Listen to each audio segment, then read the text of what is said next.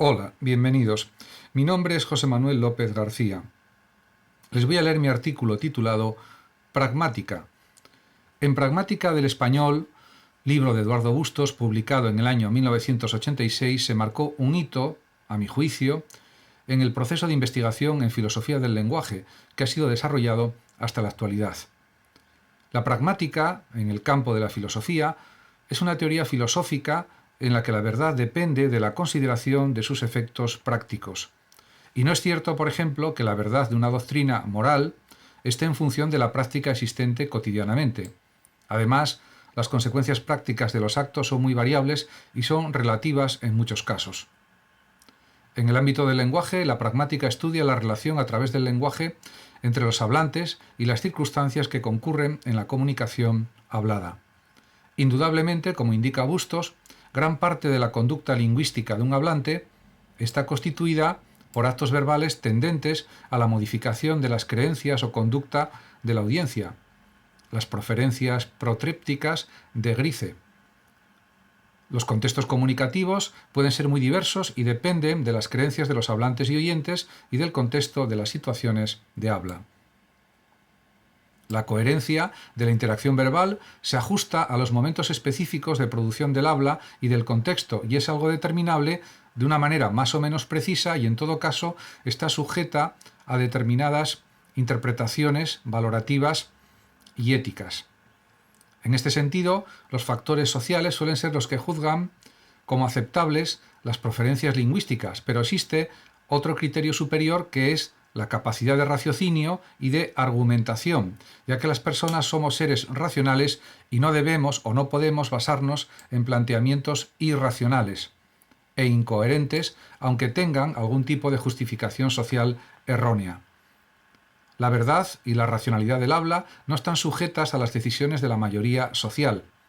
Ciertamente, el que existan regularidades en la conducta de los hablantes es explicable desde las creencias y la psicología, pero eso mismo no presupone por sí solo que sean coherentes, aunque pueden serlo si siguen las reglas de la lógica y de la argumentación correcta e incluso lo que dicen las normas éticas y las leyes. Esto es importante ponerlo de manifiesto. Los hablantes parten de sus conocimientos acerca de la realidad y de los demás para la definición o creación de sus expresiones habladas. También es decisivo tener en cuenta la ambigüedad del lenguaje natural cotidiano.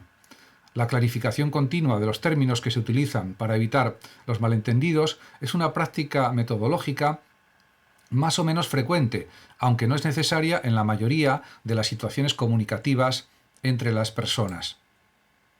La dinámica de la interacción comunicativa cambia con el paso del tiempo y con la evolución y los cambios sociales y culturales, si bien existen unas reglas mínimas de respeto y educación en los actos de habla.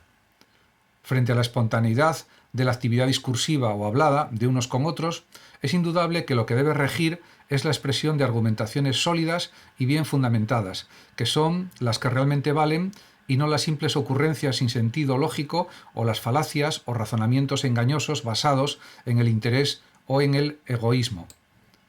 Las intenciones de los hablantes y de los oyentes son los que generalmente dirigen los actos comunicativos. También son decisivas las reglas conversatorias y la racionalidad lingüística para que los intercambios verbales sean coherentes y estén adecuadamente fundamentados en planteamientos razonables. El mundo de las creencias también está cambiando hasta cierto punto en el siglo XXI en cierto número de hablantes y esto influye en el contexto de comunicación, pero en realidad no es algo determinante, ya que la semántica o el estudio de las significaciones es un campo de investigación amplísimo y está sujeto a numerosas matizaciones de todo tipo.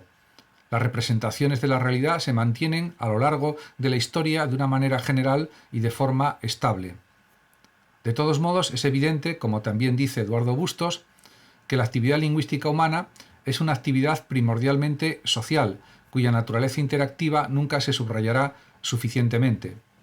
Conviene poner de relieve la complejidad de los actos verbales. Son una expresión de la acción que está sujeta a numerosos análisis y a diferenciaciones entre las partes que componen cada acto de habla entre interlocutores. Por tanto, el habla es una acción compleja, en función de diversas variables relacionadas con el contexto en el que se habla. Muchas gracias a todos por su atención. Saludos a los oyentes de Radio Sofando y Hablando de Filosofía de México. Y por último decir, como siempre, que el que lo desee puede darle a me gusta o simplemente compartir el vídeo o simplemente suscribirse a mi canal de YouTube. Gracias y hasta siempre.